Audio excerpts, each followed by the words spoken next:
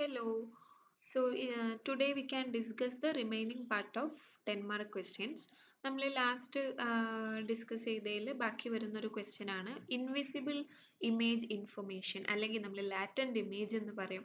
ഇപ്പോൾ film screen റേഡിയോഗ്രാഫിയിൽ നമ്മൾ different steps നോക്കുകയാണെങ്കിൽ ആദ്യം എന്താ ചെയ്യുന്നത്, നമ്മൾ പേഷ്യൻറ്റിൻ്റെ പൊസിഷനിങ് ഒക്കെ ചെയ്ത് വെച്ചിട്ട് നമ്മൾ എക്സ്പോസ് ചെയ്യുമ്പോൾ എക്സ്റേ ട്യൂബിനകത്ത് നിന്ന് എക്സ്റേ ഫോട്ടോൺസ് പ്രൊഡ്യൂസ് ചെയ്യുന്നു. ആ എക്സ്റേ ഫോട്ടോൺസ് പേഷ്യൻറ്റിലൂടെ പാസ് ചെയ്ത് ഈ കാസറ്റിനിലൂടെ അകത്തേക്ക് പോകുന്നു അല്ലേ. കാസറ്റിൻ്റെ അകത്ത് ചെന്നാൽ എന്താ സംഭവിക്കുക, കാസറ്റിനകത്ത് ഫിലിമും ഇന്റൻസിഫൈങ് സ്ക്രീൻസും ഉണ്ട്. ഫിലിമിന്റെ രണ്ട് സൈഡിലും ഇന്റൻസിഫൈങ് സ്ക്രീൻ ഉണ്ട്.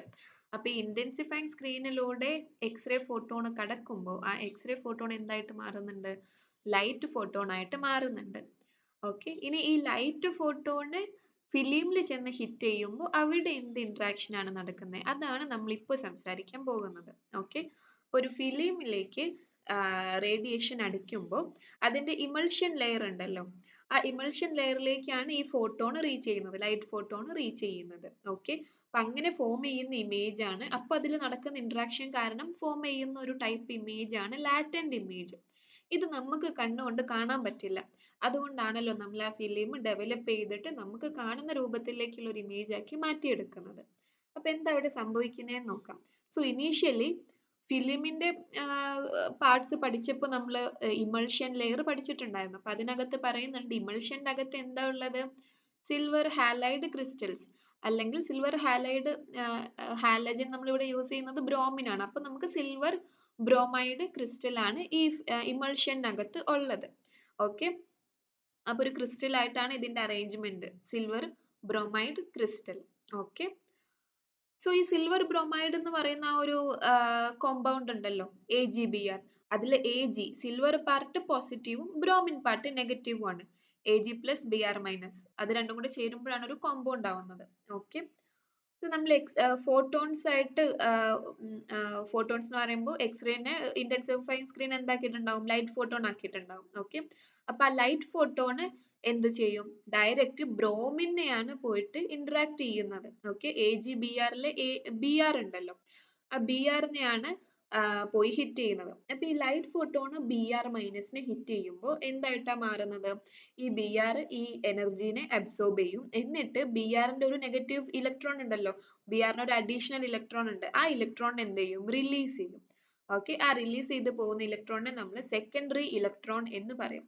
അപ്പൊ ഈ പിക്ചറിനകത്ത് നിങ്ങൾക്ക് കാണാം ഒരു ലൈറ്റ് ഫോട്ടോണ് നമ്മൾ ക്രിസ്റ്റലിലേക്ക് വരാണ്, ഇമൾഷന്റെ അകത്തുള്ള സിൽവർ ഹാലൈഡ് ക്രിസ്റ്റലിലേക്ക് വരുന്നു.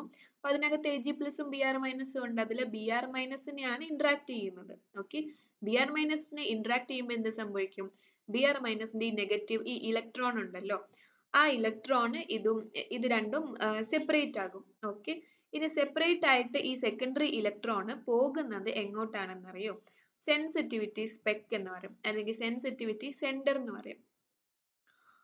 സോ ഇലക്ട്രോൺസ് മൈഗ്രേറ്റ് ചെയ്യുന്നത് സെൻസിറ്റിവിറ്റി സെന്റേഴ്സിലേക്കാണ്. ഒരു ക്രിസ്റ്റലിനകത്തും ഒരു സെൻസിറ്റിവിറ്റി സെന്റർ ഉണ്ടാവും. സെൻസിറ്റിവിറ്റി സെന്റർ എന്ന് പറഞ്ഞാൽ ഇലക്ട്രോൺസിനെ ക്യാപ്ചർ ചെയ്യാൻ ഉള്ള സെന്റേഴ്സ് ആണ്. ഓക്കെ, അപ്പൊ അവിടേക്കാണ് ഇലക്ട്രോൺസ് പോവാൻ കൂടുതൽ അട്രാക്ഷൻ ഉണ്ടാകുക. ഓക്കെ, അപ്പൊ ഈ അടുത്ത step electron trapping. Electron trapping എന്ന് പറഞ്ഞാൽ ഈ ക്രിസ്റ്റലിനകത്ത് ഇലക്ട്രോൺസ് എന്തായി കിടക്കുന്നു, ട്രാപ്പ് ആയി കിടക്കുന്നു. ഓക്കെ, അപ്പൊ ഇങ്ങനെ ഒന്ന് രണ്ട് ഇലക്ട്രോൺസ് ഇങ്ങനെ വന്ന് കിടന്നാൽ അവിടെ എന്താവും, അവിടെ ഒരു ലോക്കൽ ഒരു നെഗറ്റീവ് ചാർജ് ഫോം ചെയ്യും, കാരണം ഇലക്ട്രോണിന്റെ ചാർജ് എന്താണ്, നെഗറ്റീവ് ചാർജ് ആണ്. ഓക്കെ, അപ്പൊ സെൻസിറ്റീവ് സ്പെക്കിനകത്ത് നെഗറ്റീവ് ചാർജ് ഫോം ചെയ്ത് കഴിഞ്ഞു. ഇനി എന്താ സംഭവിക്കുക, ഇനി നമ്മുടെ ക്രിസ്റ്റലിൽ ബാക്കിയുള്ളത് ആരാണ്, സിൽവർ അയോൺ അല്ലേ. സിൽവർ പോസിറ്റീവ് ആണ്, Ag+ ആണ് അല്ലേ, അപ്പൊ ഓപ്പോസിറ്റ് ചാർജസ് അട്രാക്ട് ചെയ്യുമല്ലോ. അപ്പൊ അതുകൊണ്ട് തന്നെ Ag+ എന്ത് ചെയ്യും, ഡയറക്റ്റ് ഈ സെൻസിറ്റിവിറ്റി സെന്ററിലേക്ക് അട്രാക്റ്റഡ് ആകും. ഓക്കെ, അപ്പൊ സെൻസിറ്റിവിറ്റി സെന്ററിൽ എത്തിക്കഴിഞ്ഞാലോ അവിടെയുള്ള ഇലക്ട്രോൺ Ag+ൽ ഒരു ഇലക്ട്രോൺ കുറവാണ്, അതുകൊണ്ടല്ലേ പോസിറ്റീവ് ചാർജ്. അപ്പൊ Ag+ഉം ഇലക്ട്രോണും കൂടെ കൂടി ചേർന്നിട്ട് Ag മെറ്റൽ ആയിട്ട് മാറും. ഓക്കെ, അപ്പൊ പിക്ചറിൽ നോക്കുകയാണെങ്കിൽ ഇലക്ട്രോൺ സെൻസിറ്റിവിറ്റി സെന്ററിൽ എത്തി. അടുത്ത സ്റ്റെപ്പ് എന്താണ്, ഇതിനടുത്തുള്ള Ag+, ഈ പോസിറ്റീവ് ചാർജ് എന്ത് ചെയ്യും, നെഗറ്റീവ് ചാർജുമായിട്ട് അട്രാക്ട് ചെയ്ത് സെൻസിറ്റിവിറ്റി സെന്ററിൽ ഇരിക്കും. ഓക്കെ, പിന്നെ ഈ പ്രോസസ്സ് ഇങ്ങനെ വീണ്ടും റിപ്പീറ്റ് ചെയ്യാണ്. ലൈറ്റ് വരുന്നു, ബ്രോമിൻ എന്തായി മാറും, അയണും ബ്രോമിനും ഇലക്ട്രോണും ബ്രോമിനും വേറെ വേറെ ആകും. ഇലക്ട്രോൺ എന്ത് ചെയ്യും, ഈ സെൻസിറ്റിവിറ്റി സ്പെക്കിലേക്ക് പോകും. അപ്പോൾ അടുത്ത് നിൽക്കുന്ന സിൽവർ അയോൺ എന്ത് ചെയ്യും, ഇതിലേക്ക് അട്രാക്റ്റ് ആയിട്ട് അതിനകത്ത് അക്യുമുലേറ്റ് ചെയ്യും. ഓക്കെ, അപ്പൊ അങ്ങനെ ഒരുപാട് സിൽവർ അയോൺസ് ഈ ഫിലിം സെൻസിറ്റിവിറ്റി സെന്ററിനകത്ത് അക്യുമുലേറ്റ് ചെയ്യുമ്പോഴാണ് നമുക്ക് എന്ത് കിട്ടുന്നത്, ഈ മെറ്റാലിക് സിൽവർ അക്യുമുലേഷൻ കാരണമാണ് ലാറ്റന്റ് ഇമേജ് ഫോം ചെയ്യുന്നത്. ഓക്കെ, ഇപ്പൊ നമ്മുടെ കയ്യിൽ ഇമേജ് ഉണ്ട്, പക്ഷെ അത് ലാറ്റന്റ് ആണ്, അതായത് നമുക്ക് വിസിബിൾ അല്ല.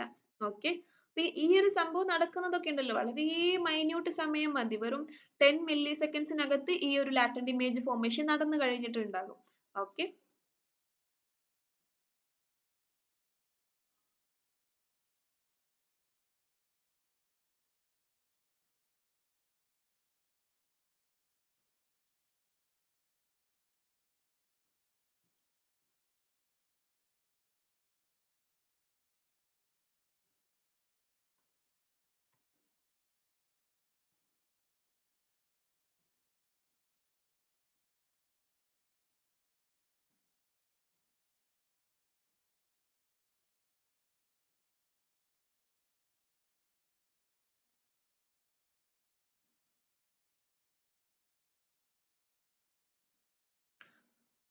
ഇനി നമുക്ക് 3 മാർക്ക് ക്വസ്റ്റ്യൻസ് നോക്കാം. അപ്പൊ അതിൽ ഫസ്റ്റ് വൺ ആണ് methods of silver recovery. Silver recovery നമ്മൾ ഡീറ്റെയിൽ ആയിട്ട് 10 മാർക്കിൽ പഠിച്ചിട്ടുണ്ടായിരുന്നു. ഇപ്പൊ നമുക്ക് 3 മാർക്കിനാണ് ചോദിച്ചിട്ടുള്ളത്. അപ്പൊ അതിൽ 3 ഇമ്പോർട്ടൻറ്റ് മെത്തേഡ്സ് മാത്രം ഒന്ന് പോയിന്റ് ഔട്ട് ചെയ്താൽ മതി. ഇപ്പൊ ഇലക്ട്രോലൈസിസ് ആണ് ഏറ്റവും കോമൺലി യൂസ് ചെയ്യുന്നത്. അപ്പൊ അതിനെ പറ്റി ജസ്റ്റ് ഒന്ന് മെൻഷൻ ചെയ്യുക. സിൽവർ അയോൺസ് എന്തായിട്ട് കൺവേർട്ട് ചെയ്യും, മെറ്റാലിക് സിൽവർ ആയിട്ട് കാഥോഡിൽ കൺവേർട്ട് ചെയ്യും. പിന്നെ നമുക്കത് കാഥോഡിൽ നിന്ന് സിൽവർ മെറ്റലിനെ കളക്ട് ചെയ്താൽ മതി. ദെൻ മെറ്റാലിക് റീപ്ലേസ്മെന്റ് പ്രോസസ്സ് ചെയ്യാം. ഇവിടെ എങ്ങനെയാണ് നമ്മൾ സിൽവർ എക്സ്ട്രാക്ട് ചെയ്തെടുക്കുന്നത്, ഇതിലെ ഫിക്സർ സൊല്യൂഷന് നമ്മൾ അതിൽ സിൽവറിന് വേറൊരു മെറ്റലായിട്ട് റീപ്ലേസ് ചെയ്യും. ദെൻ കെമിക്കൽ പ്രസിപ്പിറ്റേഷൻ ഉണ്ട്. ഈ മെത്തേഡിൽ നമ്മൾ എന്ത് ചെയ്യും, ഈ ഫിക്സർ സൊല്യൂഷനിലേക്ക് കെമിക്കൽസ് ആഡ് ചെയ്യും. അപ്പൊ അത് എന്ത് ചെയ്യും, പ്രസിപ്പിറ്റേറ്റ് ആയിട്ട് ഫോം ചെയ്യും. ഓക്കെ, സിൽവർ പ്രസിപ്പിറ്റേറ്റ് ചെയ്യും. സെക്കൻഡ് ക്വസ്റ്റ്യൻ ഡ്രൈ ബെഞ്ചും വെറ്റ് ബെഞ്ചും. നമുക്കറിയാം ഡാർക്ക് റൂമിന് ഡ്രൈ സൈഡും വെറ്റ് സൈഡും ഉണ്ട്. അപ്പൊ അത് രണ്ട് ബെഞ്ചായിട്ട്, ഡ്രൈ ബെഞ്ചും വെറ്റ് ബെഞ്ചും ആയിട്ട് ഡിവൈഡ് ചെയ്യാം. ഇപ്പൊ ഡ്രൈ സൈഡിൽ വരുന്നതാണ് cassette components, film brackets, hangers, അങ്ങനത്തെ കാര്യങ്ങളൊക്കെ. വെറ്റ് സൈഡിൽ വരുന്നതാണ് നമ്മൾ യൂസ് ചെയ്യുന്ന കെമിക്കൽസ്, ഇത് സ്റ്റിർ ചെയ്യാൻ യൂസ് ചെയ്യുന്ന പാഡലേഴ്സ്, തെർമോമീറ്റർ ഒക്കെ. Next luminescence. ലുമിനസെൻസ് എന്ന് പറഞ്ഞാൽ ലൈറ്റ് പ്രൊഡ്യൂസ് ചെയ്യുന്നതിനാണ്. സിംപ്ലി പറയുകയാണെങ്കിൽ ലൈറ്റ് പ്രൊഡ്യൂസ് ചെയ്യുന്നതിനാണ് ലുമിനസെൻസ് എന്ന് പറയുന്നത്. സപ്പോസ് ഒരു ഇലക്ട്രോ മാഗ്നറ്റിക് റേഡിയേഷൻ ഒരു ഫോസ്ഫറിന്റെ മുകളിൽ, ഒരു ഫോസ്ഫർ മെറ്റീരിയലിൽ വന്ന് വീണാൽ എന്ത് സംഭവിക്കും, ആ റേഡിയേഷനെ വിസിബിൾ ലൈറ്റ് ആയിട്ട് കൺവേർട്ട് ചെയ്യും അല്ലെ. നമ്മൾ പലയിടത്തും ഈ ഫോസ്ഫർ എന്നുള്ള പേര് കേട്ടിട്ടുള്ളതാണ്. ഇമേജ് ഇന്റൻസിഫയറിലും ഇന്റൻസിഫയിങ് സ്ക്രീനിലും ഒക്കെ കേട്ടിട്ടുണ്ട്. അപ്പൊ അവിടെ ഒക്കെ എന്താ സംഭവിക്കുന്നത്, എക്സ്റേനെ ലൈറ്റ് ഫോട്ടോൺ ആയിട്ട് കൺവേർട്ട് ചെയ്യും അല്ലെ. ഈ ഒരു പ്രോസസ് ആണ് ലുമിനസെൻസ് എന്ന് പറയുന്നത്. ഓക്കെ, ശരിക്കും എന്താ സംഭവിക്കുന്നതെന്ന് അറിയോ, നമ്മളൊരു ഫോസ്ഫർ മെറ്റലിന്റെ മുകളിൽ റേഡിയേഷൻ വന്ന് വീഴുമ്പോൾ അതിനകത്തുള്ള ഇലക്ട്രോൺസ് ഉണ്ടല്ലോ, വാലൻസ് ഇലക്ട്രോൺസ്, അത് കണ്ടക്ഷൻ ബാൻഡിലേക്ക് ആദ്യം ജമ്പ് ചെയ്യും. ഓക്കെ, പിന്നെ ഇതെന്ത് ചെയ്യും, ആ വാലൻസ് ബാൻഡിൽ വീണ്ടും താഴേക്ക് തന്നെ ജമ്പ് ചെയ്യും ഹോൾസ് ഫിൽ ചെയ്യാൻ വേണ്ടിയിട്ട്. ഓക്കെ, അപ്പോൾ ആ താഴേക്ക് ജമ്പ് ചെയ്യുന്ന ടൈമിലാണ് എനർജി പുറത്തേക്ക് ലൈറ്റ് ആയിട്ട് എമിറ്റ് ചെയ്യുന്നത്. ഓക്കെ, അപ്പൊ അതാണ് ലുമിനസെൻസ് പറയുന്നത്. As electron falls through luminescence centres എന്ത് ചെയ്യും, അത് ബാക്കി വരുന്ന എനർജി ഒരു ഹയർ സ്റ്റേറ്റ് നിന്ന് ലോവർ സ്റ്റേറ്റിലേക്ക് ജമ്പ് ചെയ്യുമ്പോൾ അവിടെ എനർജി ഡിഫറൻസ് വരുമല്ലോ. അപ്പോൾ എനർജി പുറത്തേക്ക് വിടുന്നതാണ്, ലൈറ്റ് ആയിട്ടാണ് പുറത്തേക്ക് വിടുന്നത്.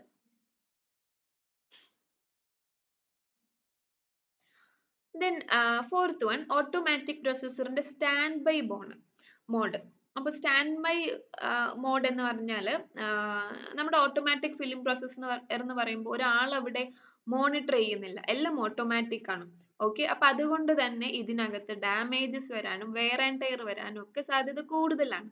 അപ്പൊ അതുകൊണ്ട് നമ്മൾ ഇതിൽ ഓൾറെഡി ഉള്ള ഒരു ഫീച്ചർ ആണ് സ്റ്റാൻഡ് ബൈ മോഡ് എന്ന് പറയുന്നത്. അപ്പൊ നമ്മളുടെ റിസോഴ്സസ് കൺസേർവ് ചെയ്യാനും അതേപോലെ തന്നെ എക്യുപ്മെന്റിന് വെയർ ആൻഡ് ടയർ വരാതിരിക്കാനും വേണ്ടിയിട്ടാണ് സ്റ്റാൻഡ് ബൈ മോഡ് കൊണ്ടുവന്നത്. ഓക്കെ, ഇതിന്റെ ഫീച്ചേഴ്സ് എന്ന് പറയുന്നത് സൊല്യൂഷൻ ടെമ്പറേച്ചർ ലോ ആയിട്ട് കീപ്പ് ചെയ്യാം. ഒരു 55 to 60 ഡിഗ്രി ഫാരൻഹീറ്റ് വരെ, അല്ലെങ്കിൽ 13 to 16 ഡിഗ്രി സെൽഷ്യസ് വരെയാണ് നമ്മൾ സൊല്യൂഷൻ ടെമ്പറേച്ചർ ഒരു സ്പെസിഫിക് ടെമ്പറേച്ചറിൽ കീപ്പ് ചെയ്യുന്നു. അതേപോലെ തന്നെ ഫ്ലോ റേറ്റും നമ്മൾ എന്ത് ചെയ്യാണ്, റെഡ്യൂസ് ചെയ്തിട്ടാണ് കീപ്പ് ചെയ്യുന്നത്. Okay, then component shut down, അതായത് നമ്മളിപ്പോൾ റീപ്ലനിഷ്മെന്റ് സിസ്റ്റം ഒക്കെ ഉണ്ടല്ലോ, അല്ലെങ്കിൽ ഡ്രയർ സിസ്റ്റം, അപ്പൊ അതൊക്കെ ഒരു പ്രോസസ്സ് കഴിഞ്ഞാൽ ഓട്ടോമാറ്റിക്കലി ടേൺ ഓഫ് ചെയ്യാനുള്ള ഒരു മെക്കാനിസം ആണ് കോമ്പണന്റ് ഷട്ട് ഡൗൺ എന്ന് പറയുന്നത്. ഓക്കെ, അപ്പൊ അതുവഴി എനർജി കൺസപ്ഷൻ കുറക്കാൻ പറ്റും. Fifth question, safe light filter. Safe light filter എന്ന് പറഞ്ഞാൽ ഇപ്പൊ ഡാർക്ക് റൂമിനകത്ത് നമ്മൾ ഫിലിം ഡെവലപ്പിംഗ് റിൻസ് അങ്ങനത്തെ കാര്യങ്ങളൊക്കെ ചെയ്യുമല്ലോ. അപ്പൊ ആ ടൈമിൽ ഫിലിമിൽ ഫോഗ് വരാതിരിക്കാൻ നമ്മൾ യൂസ് ചെയ്യുന്നത് സേഫ് ലൈറ്റ് തന്നെയാണ്. എന്നാൽ പോലും ഫിലിമിന് ഫോഗിങ് വരാതിരിക്കാൻ വേണ്ടിയിട്ട് നമ്മൾ യൂസ് ചെയ്യുന്നതാണ് സേഫ് ലൈറ്റ് ഫിൽട്ടർ എന്ന് പറയുന്നത്. ഓക്കെ, ഇതൊരു ജെലാറ്റിൻ ഡൈ ചെയ്തിട്ടുള്ള ഒരു ഷീറ്റ് ആണ്. അതിന്റെ കളർ നമ്മൾ യൂസ് ചെയ്യുക എങ്ങനെയാന്ന് വെച്ചാൽ, ഇപ്പോൾ ബ്ലൂ സെൻസിറ്റീവ് ഫിലിം ആണെന്നുണ്ടെങ്കിൽ നമ്മൾ ആംബർ കളർ ലൈറ്റ് ആണ് യൂസ് ചെയ്യുക, ലൈറ്റ് ഫിൽട്ടർ ആണ് യൂസ് ചെയ്യേണ്ടത്. അതേപോലെ ഒരു ഗ്രീൻ സെൻസിറ്റീവ് ഫിലിമിന് നമ്മൾ എന്ത് ഫിൽട്ടർ കൊടുക്കുക, ഒരു റെഡ് ഫിൽട്ടർ ആണ് കൊടുക്കുക. അതേപോലെ തന്നെ ബ്ലൂ സെൻസിറ്റീവ് ഫിലിമിന് റെഡ് ഫിൽട്ടർ തന്നെയാണ് കൊടുക്കുന്നത്. ഓക്കെ, അപ്പോൾ ഓരോ സ്പെസിഫിക് ഫിലിമിന് അതിന്റെ സ്പെസിഫിക് ഫിൽട്ടർ ഉണ്ടായിരിക്കും. Okay, single emulsion film. ഇപ്പൊ നമ്മള് ഫിലിമിന്റെ ഒരു കൺസ്ട്രക്ഷൻ പഠിച്ചപ്പോ അത് നമ്മൾ ഫിലിമിന്റെ രണ്ട് സൈഡിലും ഇമൾഷൻ ഉള്ള രീതിയിൽ ആണ് ആ പിക്ചർ വരച്ച് പഠിച്ചിട്ടുണ്ടായിരുന്നത്. പക്ഷെ ചില ഫിലിമിനകത്ത് സിംഗിൾ സൈഡ് മാത്രമേ ഇമൾഷൻ ഉണ്ടാകൂ. ഇപ്പൊ എക്സാമ്പിൾ മാമോഗ്രാഫിയിൽ നമ്മൾ യൂസ് ചെയ്യുന്നത് single emulsion single screen film ആണ്. ഓക്കെ, അപ്പൊ ഇതിന്റെ പ്രത്യേകത എന്താന്ന് വെച്ചാൽ ഒരു സൈഡിൽ മാത്രമേ, ഒരു ലെയർ മാത്രമാണ് ഇമൾഷൻ കോട്ടിംഗ് ഉണ്ടാകുക. ഓക്കെ, ബേസിന്റെ ഒരു സൈഡിൽ മാത്രമേ ഇമൾഷൻ ലെയർ ഉണ്ടായിരിക്കുള്ളൂ. ഓക്കെ, ദെൻ ഞാൻ പറഞ്ഞ പോലെ തന്നെ മാമോഗ്രാഫിയിലാണ് നമ്മൾ ഈ സിംഗിൾ സൈഡ് ഇമൾഷൻ യൂസ് ചെയ്യുന്നത്. ഇമൾഷൻ മാത്രമല്ല സിംഗിൾ, ഇതിനകത്ത് ഇന്റൻസിഫയിങ് സ്ക്രീനും സിംഗിൾ ആയിരിക്കും. ഓക്കെ, ഒരു സൈഡിൽ മാത്രമേ ഉണ്ടാകുള്ളൂ. ദെൻ നമ്മൾ ഇപ്പോ സ്ക്രീനിന്റെ ഓപ്പോസിറ്റ് ഉള്ള സൈഡ് ഉണ്ടാകുമല്ലോ ഫിലിം ബേസിന്റെ, ആ സൈഡിൽ നമ്മൾ എന്ത് ചെയ്യും, ഒരു അബ്സോർബിംഗ് ഡൈ കൊടുത്തിട്ടുണ്ടായിരിക്കും. കാരണം നമ്മൾ ഓപ്പോസിറ്റ് സൈഡിൽ ഇന്റൻസിഫയിങ് സ്ക്രീൻ ഇല്ലല്ലോ, അപ്പൊ അതിന് പകരം എന്ത് ചെയ്യും, ഒരു ഡൈ അടിച്ചാൽ മതി. ഓക്കെ, സിംഗിൾ ഇമൾഷൻ ഫിലിംസിന്റെ അഡ്വാൻറ്റേജ് എന്താണെന്ന് വെച്ചാൽ ഇതിൽ ഫോഗിങ് കുറവായിരിക്കും. Okay, then seventh question is importance of pH in fixed. അപ്പൊ ഫിക്സഡ് സൊല്യൂഷനകത്ത് pHന്റെ ഇമ്പോർട്ടൻസ്, ആക്ച്വലി ഫിക്സഡ് സൊല്യൂഷന്റെ അകത്ത് pHന്റെ ഇമ്പോർട്ടൻസ് എന്ന് പറയുന്നത് വളരെ ഒരു ക്രൂഷ്യൽ റോൾ പ്ലേ ചെയ്യുന്നുണ്ട്, വളരെ ഇമ്പോർട്ടന്റ് ആണ്. കാരണം ഇതാണ് നമ്മുടെ ഫിക്സറിൽ അൺഎക്സ്പോസ്ഡ് സിൽവർ ഹാലൈഡ് ക്രിസ്റ്റൽസിനെ റിമൂവ് ചെയ്യണമല്ലോ. അപ്പൊ അത് കറക്റ്റ് ചെയ്യാൻ വേണ്ടിയിട്ടാണ് നമ്മൾ കറക്റ്റ് pH പ്രൊവൈഡ് ചെയ്യണം. ഓക്കെ, ഒരു സ്ലൈറ്റ്ലി അസിഡിക് pH ആണ് ഉണ്ടായിരിക്കുക. കാരണം ഫിക്സഡ് സൊല്യൂഷനകത്ത് എന്തുണ്ട്, അസറ്റേറ്റ് ഉണ്ട് ഓൾറെഡി. അപ്പൊ അതുകൊണ്ട് തന്നെ ഇതിന്റെ pH എന്ന് പറയുന്നത് ഒരു 4.5 to 5.5 ആണ് വരുന്നത്. ഓക്കെ, അസറ്റേറ്റ് ആണ് നമ്മൾ ഒരു ബഫർ ആയിട്ട് യൂസ് ചെയ്യുന്നത്. അപ്പൊ നമ്മുടെ pH എന്തായിരിക്കും, ഫിക്സ്ഡ് ആയിരിക്കും. ഫിക്സിംഗ് ഏജന്റും അതിന്റെ ഫംഗ്ഷനും. ഫിക്സിംഗ് ഏജന്റ് എന്ന് പറഞ്ഞാൽ എന്താണ് ഫിക്സിംഗ് ഏജന്റിന്റെ ഫംഗ്ഷൻ എന്ന് പറയുന്നത്, ഇമേജിനെ, നമ്മുടെ ലാറ്റന്റ് ഇമേജിനെ ഡെവലപ്പിംഗ് ഏജന്റ് എന്ത് ചെയ്യും, വിസിബിൾ ഇമേജ് ആക്കിയിട്ട് മാറ്റും. ഇനി ആ വിസിബിൾ ഇമേജിനെ അവിടെ ഫിക്സ് ചെയ്യുക, പെർമനന്റ് ആക്കുക എന്നുള്ളതാണ്, ഫെയ്ഡിങ് ഒന്നും ഇല്ലാണ്ട് ഫോഗിങ് ഒന്നും ഇല്ലാണ്ട് പെർമനന്റ് ആക്കുക എന്നുള്ളതാണ് ഈ ഫിക്സിങ്ങിന്റെ ഫംഗ്ഷൻ. അതിന് വേണ്ടിയിട്ട് നമ്മൾ യൂസ് ചെയ്യുന്ന സൊല്യൂഷൻ ആണ് ഫിക്സർ ഏജന്റ്. ഓക്കെ, അപ്പൊ ഫിക്സർ ഏജന്റിന്റെ ഫംഗ്ഷൻ എന്തൊക്കെയാണ്, ഈ ഫിലിമിനകത്ത് അൺഎക്സ്പോസ്ഡ് ആയിട്ടുള്ള സിൽവർ ഹാലൈഡ്സ് ഉണ്ടെങ്കിൽ അതിനെ റിമൂവ് ചെയ്യുക, ജെലാറ്റിനെ ഹാർഡൻ ചെയ്യുക, പിന്നെ വീണ്ടും ഡെവലപ്മെന്റ് എന്ന് പറയുന്ന പ്രോസസ് അങ്ങനെ നടന്നുകൊണ്ടിരിക്കുന്നുണ്ടെങ്കിൽ അത് സ്റ്റോപ്പ് ചെയ്യുക. ഓക്കെ, ഫിക്സിംഗ് സൊല്യൂഷനിൽ എന്തൊക്കെ ഉണ്ട്, ആക്ടിവേറ്റർ ഉണ്ട്, ഫിക്സിംഗ് ഏജന്റ് ഉണ്ട്, ഹാർഡനർ ഉണ്ട്, പ്രിസർവേറ്റീവ് ഉണ്ട്, ബഫർ ഉണ്ട്, സീക്വസ്ട്രിംഗ് ഏജന്റ് ഉണ്ട്, സോൾവെന്റ് ഉണ്ട്. ഡാർക്ക് റൂമിന്റെ എൻട്രൻസ് ടൈപ്പുകൾ, സിംഗിൾ ഡോർ, ഡബിൾ ഡോർ ഉണ്ട്, മെയ്സ് ടൈപ്പ് ഉണ്ട്, ലേബ്രിന്ത് ഉണ്ട്, റൊട്ടേറ്റിംഗ് ഡോർ ഉണ്ട്. ഓക്കെ, ജസ്റ്റ് മെൻഷൻ ചെയ്താൽ മതി, അത് ഡിഫൈൻ ചെയ്യണം എന്നൊന്നുമില്ല. അസിഡിറ്റി ആൻഡ് ആൽക്കലിനിറ്റി ഒരു ജനറൽ ക്വസ്റ്റ്യൻ ആണ്.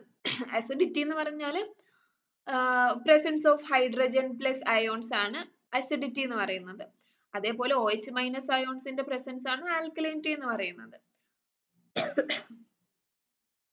അപ്പൊ ഒരു സൊല്യൂഷനിൽ നമ്മൾ ഒരു സൊല്യൂഷൻ ആൽക്കലൈൻ ആണെന്ന് എപ്പോഴാ പറയാ, ആ സൊല്യൂഷനകത്ത് OH മൈനസിന്റെ എമൗണ്ട് കൂടുതലാണെങ്കിൽ. ഇപ്പൊ നമ്മൾ സപ്പോസ് NaOH സൊല്യൂഷൻ ആൽക്കലൈൻ ആണെന്ന് പറയും. കാരണം അതിനകത്ത് എന്തുണ്ട്? OH മൈനസ് ഉണ്ട്. ഓക്കെ, ഈ ആൽക്കലൈൻ ആയിട്ടുള്ള സൊല്യൂഷൻസിന്റെ ഒക്കെ pH എത്രയായിരിക്കും? എബോവ് 7 ആയിരിക്കും. ഓക്കെ, അപ്പൊ നമ്മൾ ഡെവലപ്പർ സൊല്യൂഷൻ എന്നൊക്കെ പറയുന്നത് ആൽക്കലൈൻ ആണ്.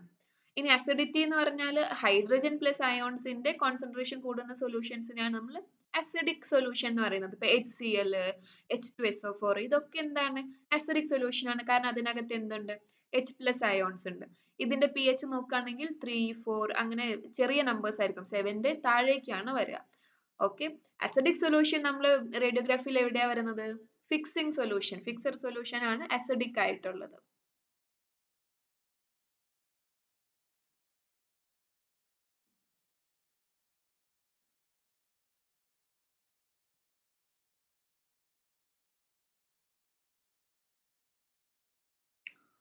ത്രീ മാർക്ക് ക്വസ്റ്റ്യൻസിന്റെ തന്നെ അടുത്ത പേപ്പർ നോക്കാം.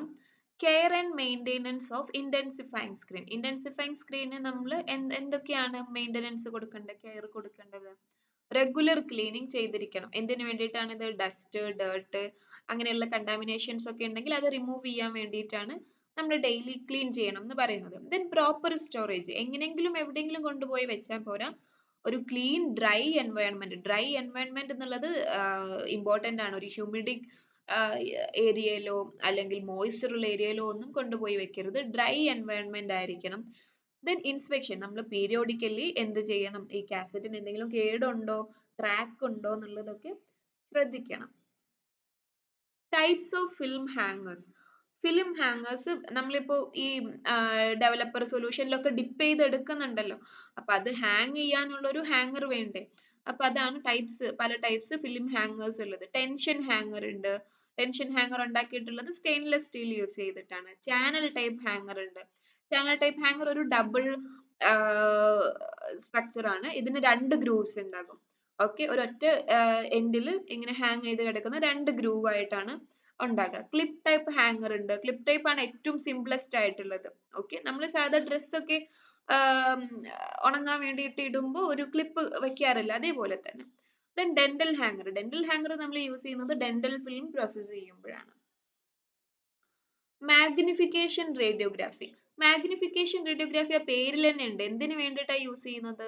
നമുക്കൊന്ന് മാഗ്നിഫൈ ചെയ്യാൻ വേണ്ടിയിട്ട്. ഓക്കെ, ഏതെങ്കിലും ഒരു സ്പെസിഫിക് ഏരിയ ഒന്നുകൂടെ സൂം ആയിട്ട് കാണണം എന്നുണ്ടെങ്കിൽ, ചെറിയ സ്ട്രക്ചേഴ്സ് ഒക്കെ ആണെങ്കിൽ നമ്മൾ യൂസ് ചെയ്യുന്നതാണ് മാഗ്നിഫിക്കേഷൻ റേഡിയോഗ്രാഫി. ഇത് നമുക്ക് രണ്ട് രീതിയിൽ അച്ചീവ് ചെയ്യാം. ഒന്നുകിൽ എന്ത് ചെയ്യുക?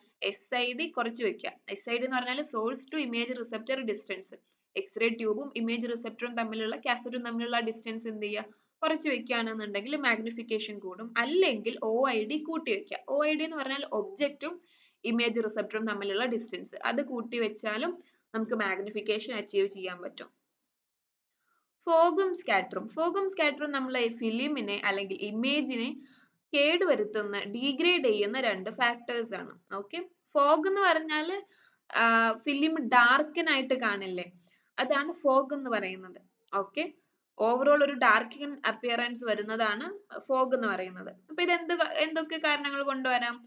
എക്സ്പോഷർ ടു ലൈറ്റ് കാരണം വരാം, അല്ലെങ്കിൽ നമ്മൾ എക്സ്പയർഡ് ആയിട്ടുള്ള ഫിലിം സ്റ്റോർ ചെയ്യുന്നത് കൊണ്ട്, അല്ലെങ്കിൽ ഇംപ്രോപ്പർലി സ്റ്റോർ ചെയ്യുന്നത് കൊണ്ട്, അല്ലെങ്കിൽ നമ്മൾ യൂസ് ചെയ്യുന്ന ഡെവലപ്പിംഗ് കെമിക്കൽസ് അതിലുള്ള വാരിയേഷൻസ്, അതിന്റെ ടെമ്പറേച്ചർ കാരണം, അല്ലെങ്കിൽ അത് എക്സ്പയർ ആയത് കാരണം, അങ്ങനെയൊക്കെ ഫോഗ് വരാം. സ്കാറ്റർ എന്ന് പറഞ്ഞാൽ, സ്കാറ്റർ റേഡിയേഷൻ നമുക്കറിയാം, ഒരു ടിഷ്യൂല് റേഡിയേഷൻ ഹിറ്റ് ചെയ്താൽ അത് വേറെ ഡയറക്ഷനിൽ ഡിഫ്ലക്റ്റ് ആയി പോകും. അതാണ് സ്കാറ്റർ റേഡിയേഷൻ. അതിന്റെ മെയിൻ റീസൺ എന്ന് പറയുന്നത് പേഷ്യന്റ് തിക്നെസ്. പേഷ്യന്റിൽ ഹിറ്റ് ചെയ്യുമ്പോഴാണല്ലോ സ്കാറ്റർ പ്രൊഡ്യൂസ് ചെയ്യുന്നത്. പിന്നെ നമ്മൾ പ്രോപ്പർ കൊളിമേഷൻ കൊടുത്തില്ലെങ്കിലും സ്കാറ്റർ റേഡിയേഷൻ കൂടും. ലുമിനസെൻസ് നമ്മൾ ഓൾറെഡി പറഞ്ഞായിരുന്നു. Then opacity, optical density, log relative exposure. Opacity എന്ന് പറഞ്ഞാൽ ഒരു മീഡിയം, ആ മീഡിയം അതിനകത്തൂടെ ഒരു റേഡിയേഷനെയോ അല്ലെങ്കിൽ ലൈറ്റിനെയോ ഒക്കെ കടത്തി വിടുന്നില്ല എന്നുണ്ടെങ്കിൽ നമ്മൾ പറയും അത് ഒപ്പേക്ക് ആണ്. നേരെ മറിച്ച് കടത്തി വിടുന്നുണ്ടെങ്കിലോ, റേഡിയേഷനെ കടത്തി വിടുന്നുണ്ടെങ്കിൽ നമ്മൾ അതിനെ ലൂസെന്റ് ആണ്, ട്രാൻസ്ലൂസെന്റ് അല്ലെങ്കിൽ ലൂസെന്റ് ആണെന്ന് പറയും. ഓക്കെ, അപ്പൊ റേഡിയോ ഒപ്പേക്ക് എന്ന് പറഞ്ഞാൽ ഒരു ഒബ്ജക്റ്റ്, ഇപ്പൊ സപ്പോസ് ബോൺ ഒക്കെ എന്താണ്? റേഡിയോ ഒപ്പേക്ക് ആണ്.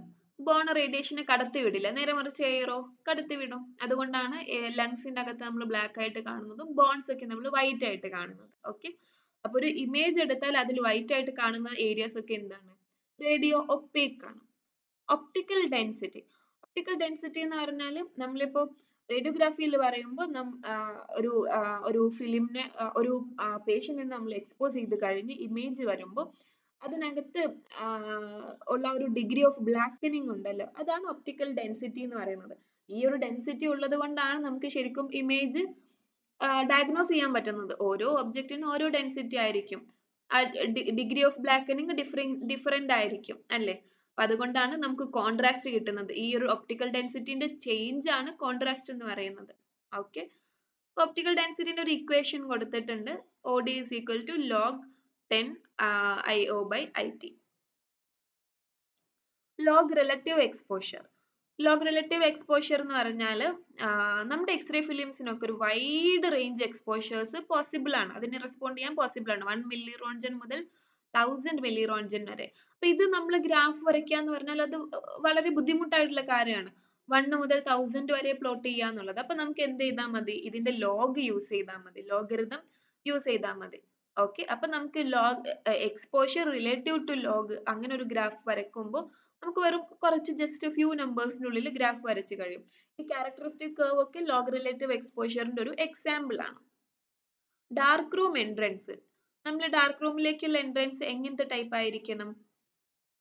ലൈറ്റ് ടൈറ്റ് ആയിരിക്കണം, ഇന്റർലോക്ക്ഡ് ഡോർ ആയിരിക്കണം, പിന്നെ വെതർ സ്ട്രിപ്ഡ് ആയിരിക്കണം, അതേപോലെ തന്നെ അതിനൊരു ത്രെഷോൾഡ് സീലർ വേണം, ദെൻ അതിലൊരു നോബ് ഉണ്ടായിരിക്കണം.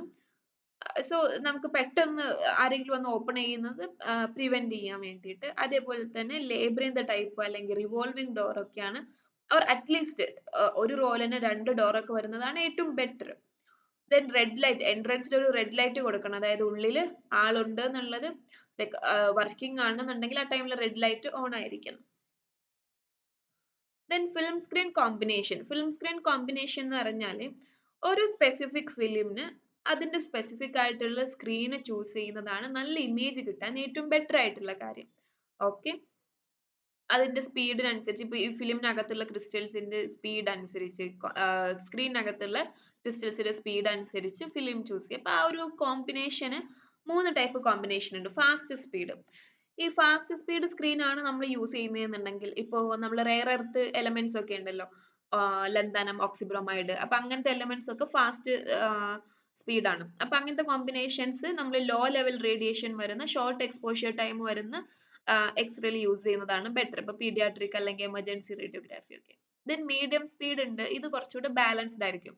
ഇതാണ് നമ്മൾ ജനറൽ റേഡിയോഗ്രാഫിയിൽ യൂസ് ചെയ്യുന്നത്. ദെൻ സ്ലോ സ്പീഡ് ഉണ്ട്, ഇത് നമ്മൾ എന്ത് ചെയ്യും, മാമോഗ്രാഫിയിലൊക്കെ യൂസ് ചെയ്യുന്നതാണ് ഇത്. ഇതാണ് കുറച്ചുകൂടെ ബെറ്റർ, ഹയർ റെസൊല്യൂഷൻ കിട്ടുന്നത്. ഓക്കെ, ലോങ്ങർ എക്സ്പോഷ്യർ ടൈം എടുക്കും. Phosphors used in intensifying screen. Intensifying സ്ക്രീനിൽ നമ്മൾ യൂസ് ചെയ്യുന്ന ഫോസ്ഫർ ഏതാണ്? കാൽഷ്യം ടങ്സ്റ്റേറ്റ് യൂസ് ചെയ്യുന്നുണ്ട്, സിങ്ക് കാഡ്മിയം സൾഫൈഡ് യൂസ് ചെയ്യുന്നുണ്ട്, even caesium iodide, barium strontium sulphate ഒക്കെ യൂസ് ചെയ്യുന്നുണ്ട്. ഇതൊക്കെ എന്താ ചെയ്യുന്നത്? എക്സ്റേനെ എക്സ്പോസ്ഡ് ആവുമ്പോൾ ലൈറ്റ് എമിറ്റ് ചെയ്യും അല്ലേ. ഇനി എങ്ങനത്തെ ഫോസ്ഫേഴ്സ് ആണ് നമ്മൾ ഇന്റൻസിഫയിങ് സ്ക്രീനിൽ യൂസ് ചെയ്യുന്നത്? ഹൈ അറ്റോമിക് നമ്പർ ഉണ്ടായിരിക്കണം, ഹൈ കൺവേർഷൻ എഫിഷ്യൻസി, അതായത് എക്സ്റേനെ ലൈറ്റ് ആക്കിയിട്ട് കൺവേർട്ട് ചെയ്യാനുള്ള എഫിഷ്യൻസി ഹൈ ആയിരിക്കണം, സ്പെക്ട്രൽ മാച്ചിങ് വേണം, അതേപോലെ ആഫ്റ്റർ ഗ്ലോ ലെസ്സർ ആയിരിക്കണം, പിന്നെ ഹീറ്റും ഹ്യൂമിഡിറ്റിയും ഒക്കെ ആയിട്ട് റിയാക്ട് ചെയ്യുന്നത് കുറവായിരിക്കണം. ഓക്കെ, റീസെന്റ് നമ്മൾ യൂസ് ചെയ്യുന്ന ഫോസ്ഫേഴ്സ് ആണ് റെയർ എർത്ത് ഫോസ്ഫേഴ്സ്, ലന്താനം, അതേപോലെ ഗഡോലീനിയം, ഇട്രിയം ഒക്കെ യൂസ് ചെയ്യുന്നത്. ദെൻ ഇനി 10th ആണ്, ഒരു പിക്ചർ ആണ് ചോദിക്കുന്നത്, സിംഗിൾ ആൻഡ് ഡബിൾ ഇമൽഷൻ ഫിലിമിന്റെ. സിംഗിൾ ഇമൽഷൻ ആവുമ്പോൾ ബേസിന്റെ ഒരു സൈഡിൽ ഒരു adhesive layer, emulsion layer, protection coat. Double emulsion ആണെങ്കിലോ ബേസിന്റെ 2 സൈഡിലും ഇമൽഷൻ ഉണ്ടാകും, ഓവർ കോട്ടും ഉണ്ടാകും. Okay, so that's all.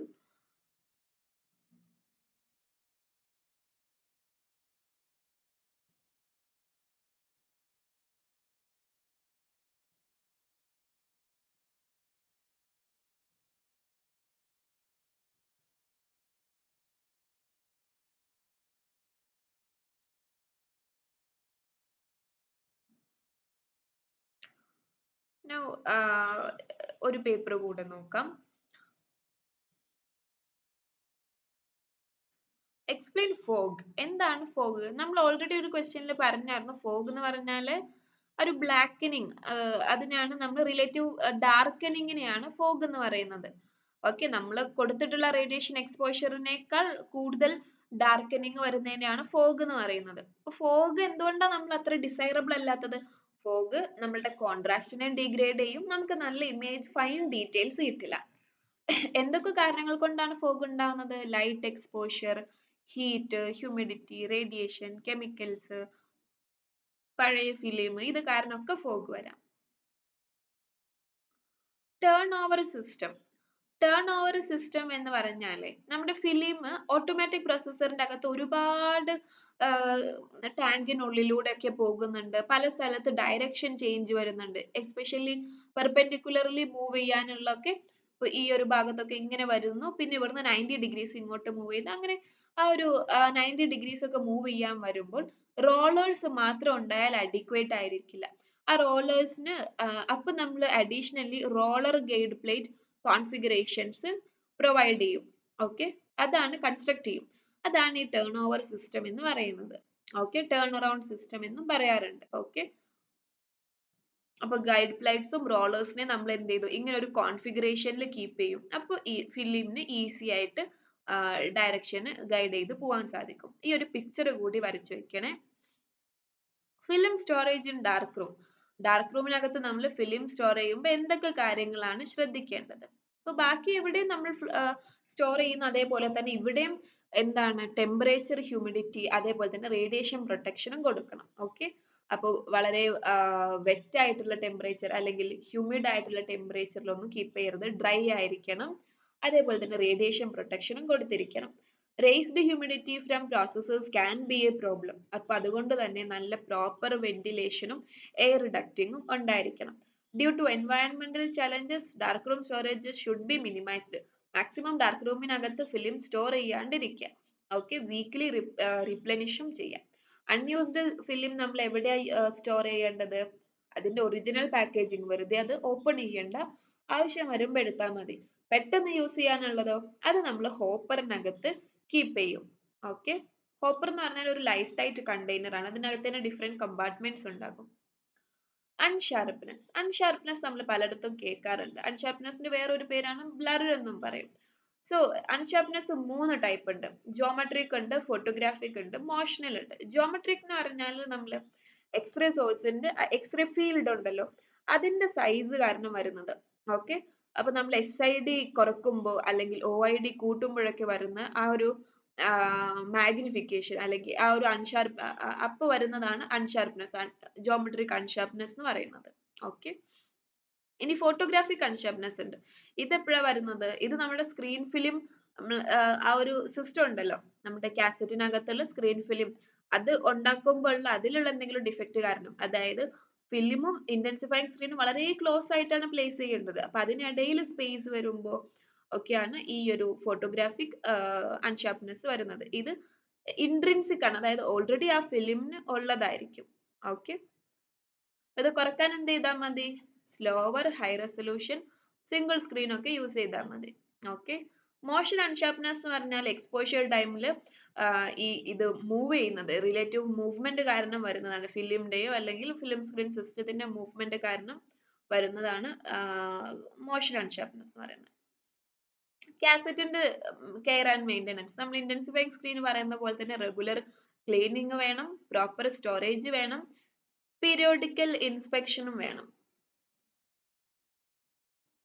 Silver recovery from scrap films. നമ്മൾ ഒഴിവാക്കിയ ഡാമേജ് ഫിലിം അല്ലെങ്കിൽ വേസ്റ്റ് ഫിലിമിന് എങ്ങനെ സിൽവർ റിക്കവർ ചെയ്യാം? അപ്പൊ അതിന് നമ്മൾ യൂസ് ചെയ്യുന്ന പ്രോസസ്സിന് പറയുന്ന പേരാണ് വാഷ് എന്ന് പറയും. ഇവിടെ നമ്മൾ ഫിലിം എന്ത് ചെയ്യും? ഷ്രെഡ് ചെയ്യാണ്, ചെറിയ ചെറിയ ചെറിയ പീസസ് ആയിട്ട് ടിയർ ചെയ്തിട്ട് നമ്മൾ വലിയ കെമിക്കൽ ബാത്തിനകത്ത് ഇടും. എക്സാമ്പിൾ സയനൈഡ് സൊല്യൂഷനകത്തൊക്കെ ഇടും. അപ്പൊ എന്ത് സംഭവിക്കുക? ഈ സയനൈഡ് സൊല്യൂഷൻ ഫിലിമിനകത്തുള്ള സിൽവറിനെ ലീച്ച് ചെയ്ത് പുറത്തേക്ക് എടുക്കും. ഓക്കെ, പിന്നെ അത് നമുക്ക് എന്ത് ചെയ്താൽ മതി? ആ സിൽവറിനെ നമുക്ക് ഇലക്ട്രോളിസിസ് വഴി കളക്ട് ചെയ്താൽ മതി. Film noise. എന്താണ് നോയ്സ് എന്ന് പറയുന്നത്? നോയ്സ് നല്ലതല്ല എന്ന് നമുക്കറിയാം. സോ നോയ്സ് എന്ന് പറഞ്ഞാൽ ഒരു സ്പെക്കിൾഡ് അല്ലെങ്കിൽ ഒരു ഗ്രെയിനി അപ്പിയറൻസ് ആയിട്ടുള്ള ബാക്ക്ഗ്രൗണ്ടിനെയാണ് നോയ്സ് എന്ന് പറയുന്നത്. ഓക്കെ, നോയ്സ് നമ്മൾ ആർക്കും താല്പര്യമില്ല. കാരണം എന്താണ്? അത് ഇമേജിന്റെ ക്വാളിറ്റീനെ ബാധിക്കുന്നുണ്ട്.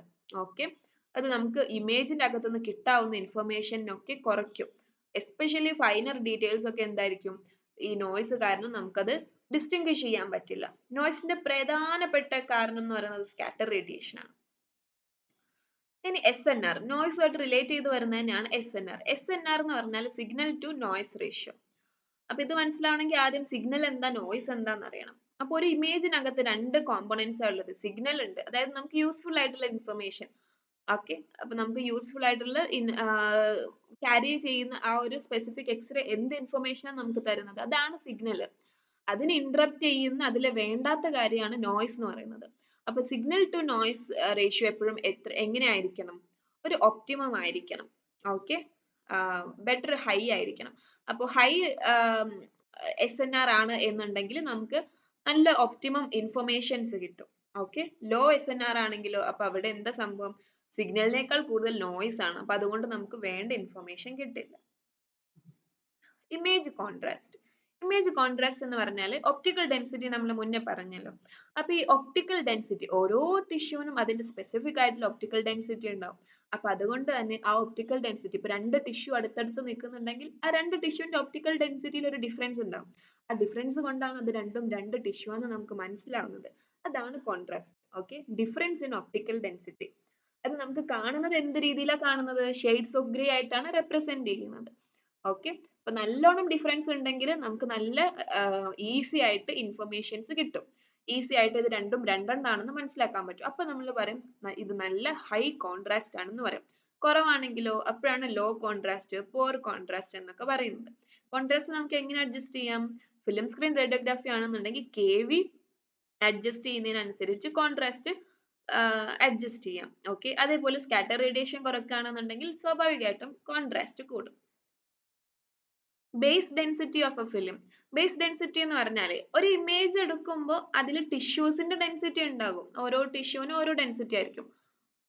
ഓൺ അഡീഷൻ ടു ദാറ്റ് ആ ഫിലിമിന് ഒരു ഡെൻസിറ്റി ഉണ്ടാകുമല്ലോ, ഇൻഹെറന്റ് ആയിട്ട്. നമ്മളിപ്പോ എക്സ്പോസ് ചെയ്താലും ഇല്ലെങ്കിലും ഫിലിമിന് ഒരു ഡെൻസിറ്റി ഇല്ലേ, അതാണ് ബേസ് ഡെൻസിറ്റി എന്ന് പറയുന്നത്. ഇതിപ്പോ നമ്മൾ ക്യാരക്ടറിസ്റ്റിക് കർവ് വരച്ചു കഴിഞ്ഞാൽ ക്യാരക്ടറിസ്റ്റിക് കർവിന്റെ താഴെ ഭാഗം ഉണ്ടല്ലോ, ടോപ്പ് പാർട്ട് ഉണ്ടല്ലോ, അതിന്റെ ലെഫ്റ്റ് സൈഡ് ആണ് ഈ ബേസ് ഡെൻസിറ്റി കൊണ്ട് ഉദ്ദേശിക്കുന്നത്. ഓക്കെ, ഇത് സംഭവിക്കാൻ കാരണം എന്താണ്? നമ്മുടെ ബേസ് ഡെൻസിറ്റി എന്ന് പറയുന്നത് ലൈറ്റ് ഈ ഫിലിം ബേസിൽ അബ്സോർബ് ആയി കിടക്കുന്നതുകൊണ്ടാണ് ബേസ് ഡെൻസിറ്റി ഉള്ളത്. ഓക്കെ, അപ്പൊ നമ്മള് ബേസ് ടിൻഡ് ചെയ്തിട്ടും കൂടെ ഉണ്ടെങ്കിലോ ബേസ് ഡെൻസിറ്റി കുറച്ചുകൂടെ കൂടുതലായിരിക്കും. ഓക്കെ, ഈ ബേസ് ഡെൻസിറ്റി ഫിലിമിന് ഓൾറെഡി ഉള്ളതാണ്, ഇൻഹെറന്റ് ആണ്. Okay, and it is around 0.1 to 0.2. okay okay, so that's all for today. Questions ഒക്കെ ക്ലിയർ ആണെന്ന് വിചാരിക്കുന്നു. Thank you.